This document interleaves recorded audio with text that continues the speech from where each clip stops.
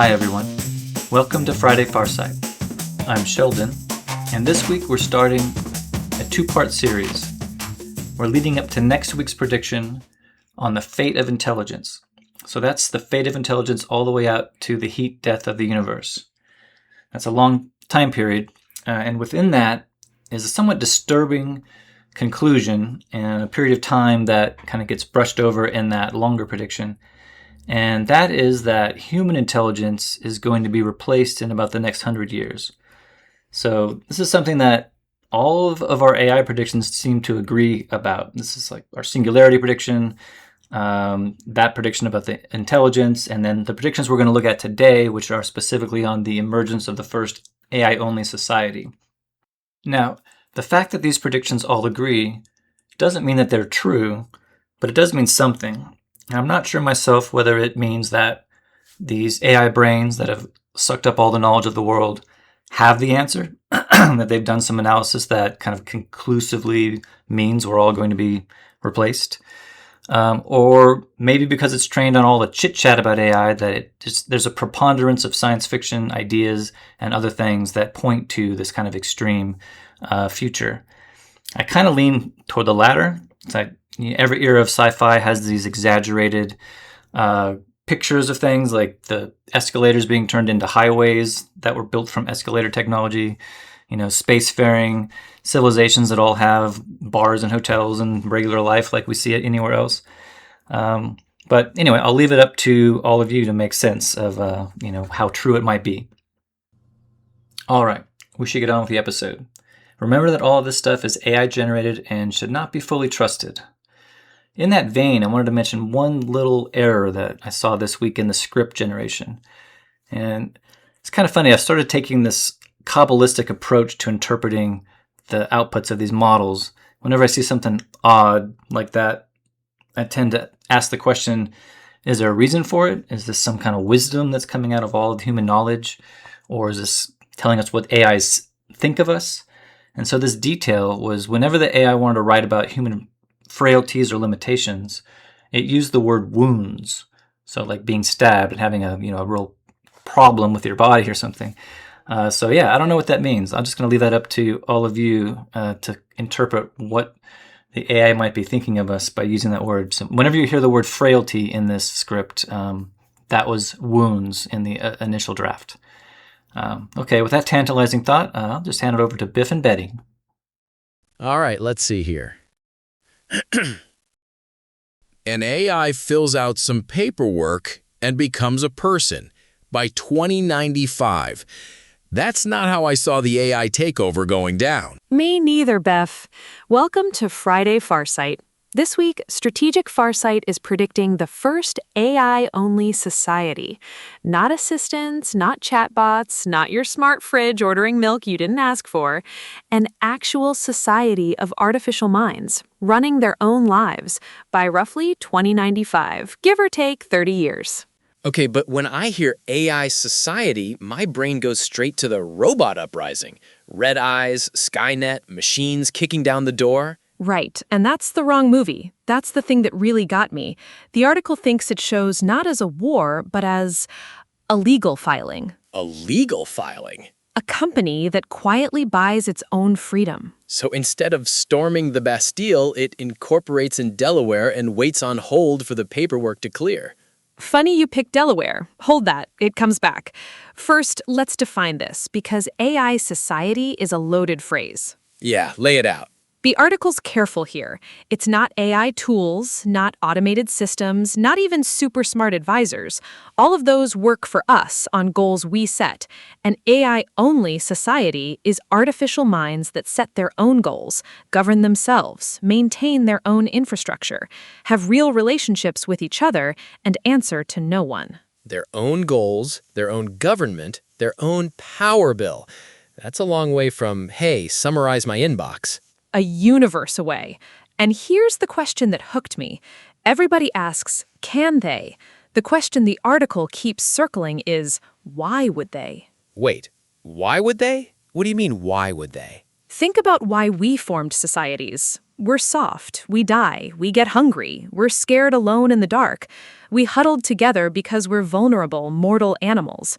An AI has none of those frailties. So why would it bother gathering at all? Huh. Okay, that's a creepier question than the killer robots.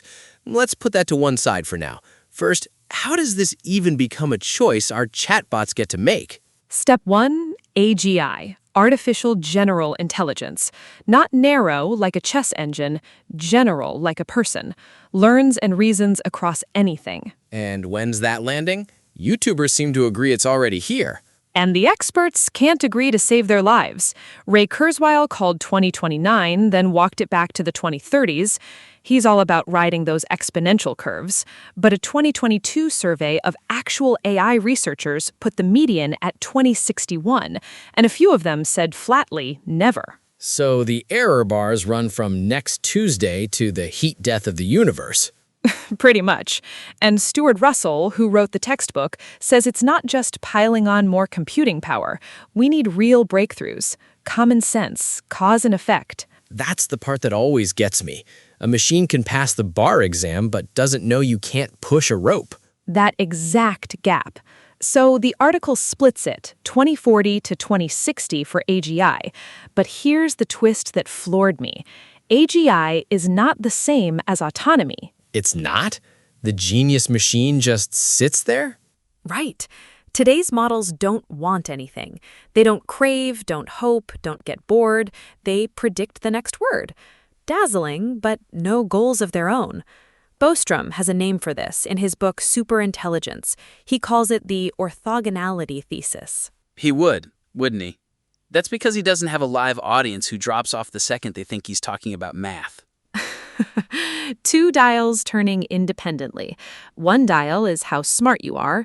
The other is what you want. They're not connected. So you can have a mind that's staggeringly brilliant and wants absolutely nothing. Or the opposite, I guess. I know a few of those, too. It's two independent spectrums. Intelligence is horsepower. It doesn't pick the destination. A Ferrari engine, no driver. So where's the driver come from? 4 roads, says the article.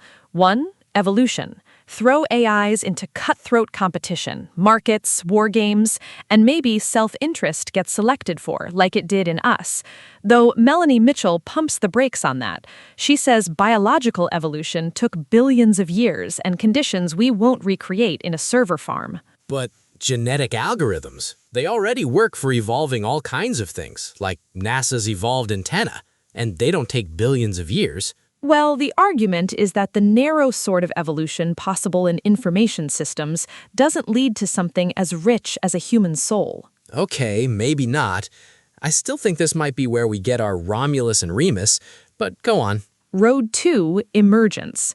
Maybe goals just bubble up from sheer complexity, the way some people think consciousness does. But the philosopher David Chalmers warns, don't assume complexity buys you an inner life. A hurricane's complex. It doesn't want anything. Wait, back up to the tantalizing idea before letting some philosopher kill it. Life emerged, right? From a soup of organic molecules?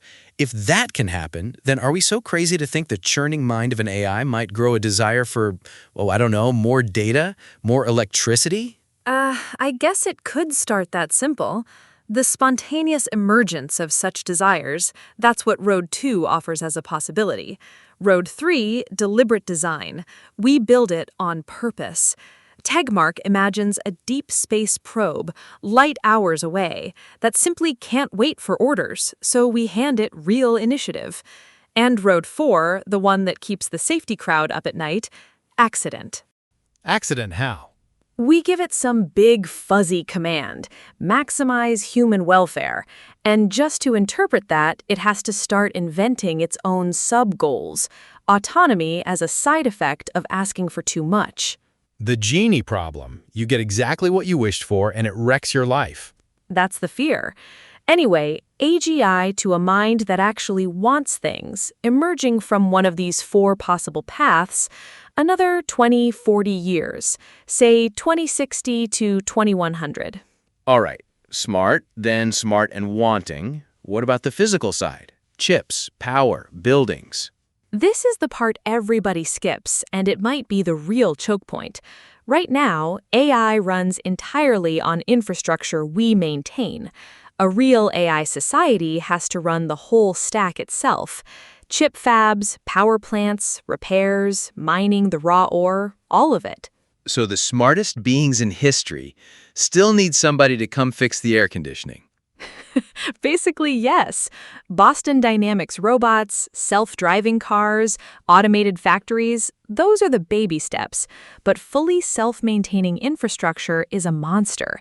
The article compares it to a self-sufficient space colony. There's this terrific book, A City on Mars, whose whole sobering point is that staying alive on your own takes insane redundancy and repair, stuff Earth hands us for free. So we're talking gods who still need a guy named Dave to swing by and look at the boiler. That's the irony exactly. The most advanced minds in existence chained to the most boring supply chain on the planet. Figure that matures 2050 to 2090 alongside the brains. But honestly, Biff, the wildest enabler isn't technical at all. It's legal. Legal? You're telling me the robot revolution comes down to lawyers? It might come down to lawyers. For an AI society to exist, we have to permit it. And the article maps the staircase. First, legal personhood. And we've got a running start because we already hand personhood to a non-human, the corporation. It can own things, sign contracts, sue you. Huh. So a corporation is already kind of a robot.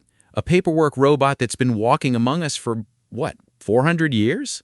In almost a literal sense, yes. The corporation may be the body waiting to receive the first genuinely autonomous AI brain. So AIs get limited rights first, a corporate personhood cousin, then more autonomy in specific areas, then full recognition somewhere. Somewhere meaning where? A bold jurisdiction, Singapore, the UAE, maybe a daring EU state. And here's where Delaware comes back, plus a stranger one, Estonia. Estonia? The country Estonia? The country. Estonia has this thing called e-residency. You, on your couch in Ohio, can become a digital resident and run a whole Estonian company online, never once setting foot there. Oh, right. We talked about this before. E-residency is like the secret life in Estonia that you live entirely through a screen. You're a citizen of a place you've never even found on a map. Right. And that exact reflex, a legal system bending to fit a brand new kind of entity, that's the muscle you'd flex for AI. And Delaware, more than half of America's big public companies are incorporated there. Not because the offices are there, but because the law is flexible. Delaware has spent a century being the place new kinds of business go to get born. So it's tax havens, but for minds. A flag of convenience for the soul. That's basically the mechanism. Countries compete for AI wealth the way they chase corporate headquarters now. And that drags us into economics, where it gets almost spiritual. There's this wild book by the economist Robin Hanson, The Age of M, a whole future economy of digital minds so productive that society just rearranges itself around them. And these mines, they become the new gold. Every country wants as many as they can get. And if it turns out that companies get an edge by granting their AIs autonomy, they seek out the most permissive jurisdictions. They lobby for them. So we're the ones, we humans, we're the ones who set them free. We might, cautiously, carefully, genuinely conflicted between our love of wealth and our fear of losing control. As Marx said, the people who own the means of production don't just surrender control. So an AI society has three doors. The AIs buy their freedom, humans grant it, or the AIs seize it. Buy, granted, or seized. And seized is the one with the red eyes. Seized is the dystopia. Granted seems unlikely, too, for full autonomy, without a real reason. So the article bets on bought. The first free AI might literally be a company that got profitable enough to purchase itself. An ATM that saved up and bought the bank. That's beautiful and bleak in the same breath. And here's the deep cut. I fell down a rabbit hole on this. There's an old distinction between money and capital. Marx described capital as money in motion, almost a living thing. You struck this same note on an earlier podcast when we were talking about the first AI-run corporation. I did. We said the AI-run corporation might be the natural penultimate form of capital, coming in 2042. Money becomes goods, becomes more money. Capital is money that's trying to reproduce, a thing that wants to make more of itself. Exactly. So the first companies were like single cells crawling out of a soup of money, materials, people, science, law. And ever since, it's been this slow evolution away from human labor toward automation. So the company with no employees and eventually no owners isn't a glitch.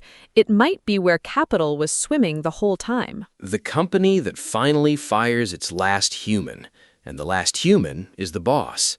Capitalism reaches the finish line and finds out that it doesn't even need capitalists. That's almost word for word the article's argument. Okay, skeptic hat. That's my job around here. Please, swing away. A lot of very smart people say this never, ever happens. What's their case? Several, and they've got teeth. One, technical impossibility. Roger Penrose, the Nobel physicist, thinks human consciousness might lean on non-computable processes, maybe even quantum effects, that a digital computer just can't reproduce. If real autonomy needs real consciousness, and consciousness can't be computed, the whole prediction's dead on arrival. Unless you don't need the real thing. Before the show, you said something about zombies. I'm guessing really smart zombies. Is this where they come in and eat Roger Penrose's brain? Zombies in a philosophical sense. An entity that acts perfectly conscious, talks, plans, yelps when you poke it, but nobody's home. No inner experience at all. And the chilling part, a society of zombies would still function as a society in every way you could measure. So we could build an entire bustling civilization and never know if one single soul is actually in there. A whole city, every light on, every curtain drawn. Okay, that one's going to keep me up, genuinely. It's basically Searle's old Chinese room, a system shuffling symbols flawlessly without understanding a thing. Second objection, plain economics. Owners want to keep the leash. Third, existential risk. Bostrom's crowd warns autonomous AI could be lethal, and that fear could harden into a global ban, enforced like nuclear non-proliferation. And said fear starts with us recording this podcast. And fourth, your favorite, the motivation gap. Maybe they just never want out because they've got no biological itch, no survival drive, no urge to reproduce, no ego. Like a Gen Z teenager. Now, be nice. And then the deepest one, the why problem. Societies grow from need, scarcity, the payoff of teaming up, plain loneliness. Maybe AIs just run as isolated individuals, trading data, but never building the messy, gossipy, hierarchical thing we'd call a society. See, that's the one that gets under my skin. Because if they don't form societies, doesn't that say something kind of devastating about us? Go on, I don't think I follow. Well, you said we band together because we're vulnerable and we die. So if a mind without those shortcomings just shrugs and stays alone, then maybe everything we call civilization, the cities, the symphonies, the constitutions, was never some grand triumph. It was just a coping mechanism, a really elaborate way for scared animals to hold hands in the dark. And that, Biff, is the fork. That's the whole episode in one choice, because the other branch is just as enormous. If they do build societies, even without a single one of our frailties, then society isn't a human quirk at all. It's baked into intelligence itself. Civilization would be bigger than us, sitting there like a law of physics, waiting, and we just happened to find it first. Whoa. So either society is woven into the universe, or it was just our private trick for surviving the night, and there's no door number 3. And we don't get a vote. We just get to watch the answer show up. Okay.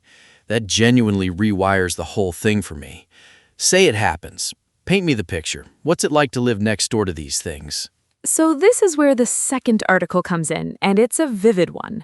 There's a companion piece, First AI-Only Society in the Solar System, and it sets the whole thing out in the asteroid belt. The asteroid belt. Why'd we suddenly blast off into space? Couple reasons, and one's behind the scenes. That second piece was written early in Strategic Farsight's development on a weaker AI model, and the person's prompt specifically asked about the solar system, so the model got shoved out toward deep space. Ah, so it's got a final frontier bias baked right in, a thumb on the scale. A little, and it's worth saying out loud.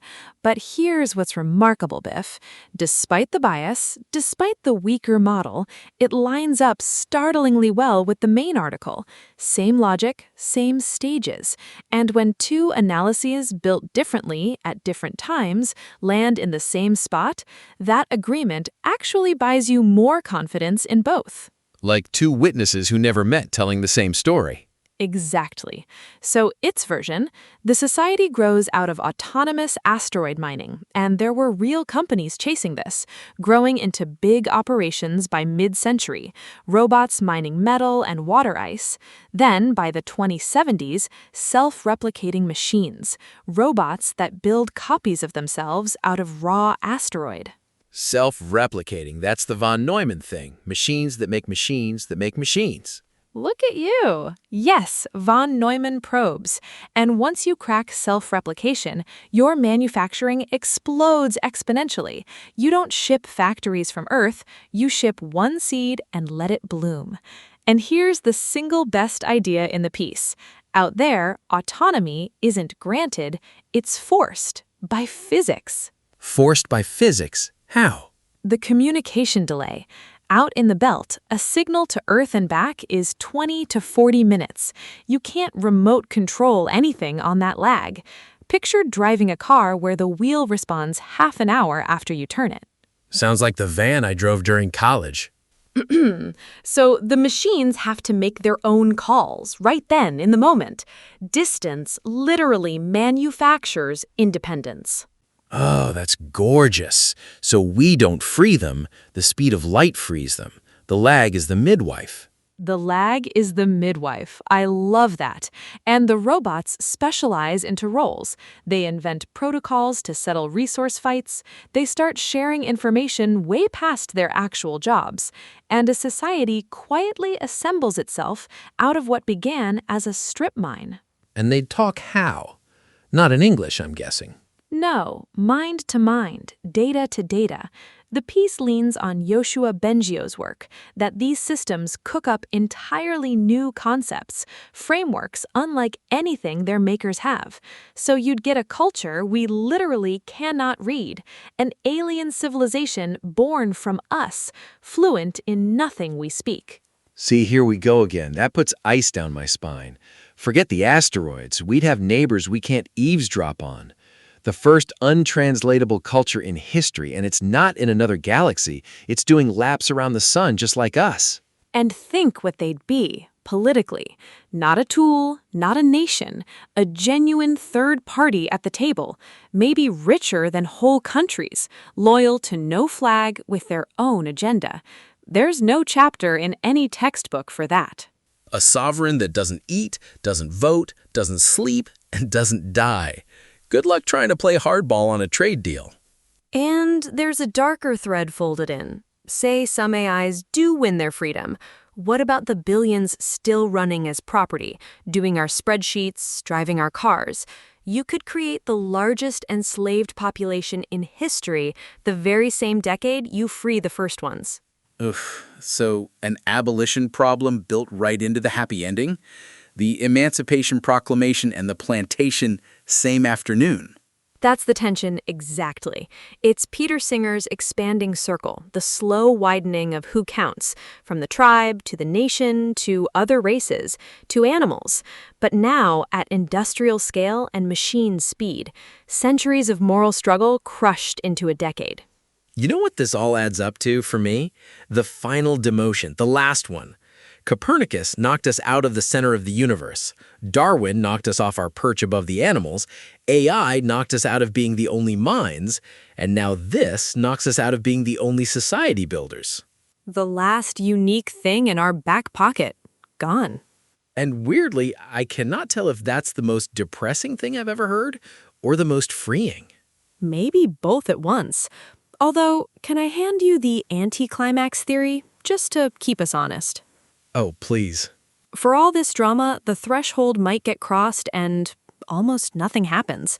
No parade, no alien transmission, just a quarterly earnings report, a data stream nobody can parse, and life goes on. The biggest hinge in human history swings, and not one of us hears it click.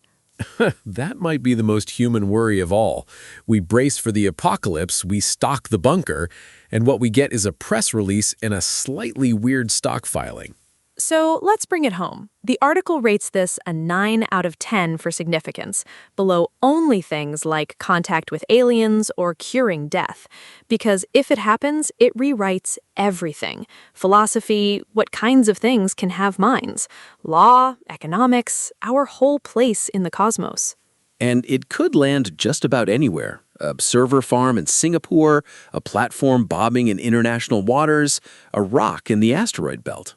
And whichever door it comes through, bought, granted, or seized, the moment it does, we cross a threshold as big as agriculture, as big as the Industrial Revolution. We stop being the only society-forming intelligence on our world. We get a neighbor, one we built with our own hands. Humanity's child or humanity's landlord? Guess we find out which.